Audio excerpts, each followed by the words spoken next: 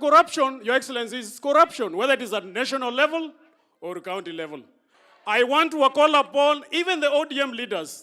They are very quick to talk about corruption at the national stage. They must, on equal measure, talk about corruption, even in devolved counties within their region, and particularly in Siaya County. Your Excellency, we want to thank you. And we want to thank you very profusely for choosing to work with our MP. As professionals of game, we believe not only as your game, but as a county that you have chosen one of the best.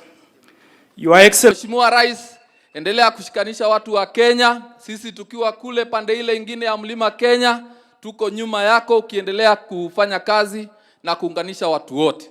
Pia Rais alikuwa hapa mwezi wa 10 mwaka 2022 na alikuwa area hii ya Nyanza tena Januari na amekuja siku ya leo.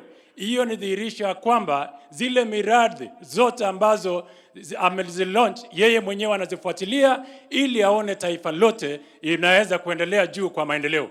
The president is extremely deliberate on the projects that are initiated everywhere in the country to make sure that no part of this country is left behind in development.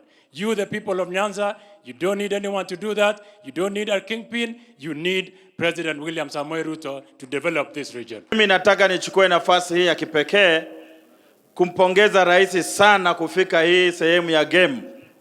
Kama vile Elisha alisema, hii ni sehemu ambaye siku nyingi watu hawajaipata nafasi kusalimiana na rais kama hii. Na mimi nataka nimpongeze Mheshimiwa Elisha kwa sababu yeye ni mtu wa msimamo. Na wakati ameamua kuwa lazima watu wa game wapate maendeleo, yeye ameamua kutembea na rais.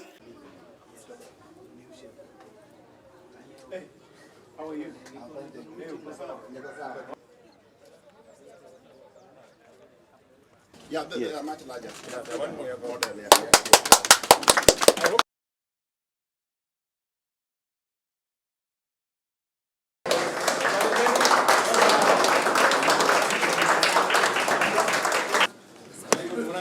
Hello, how are you?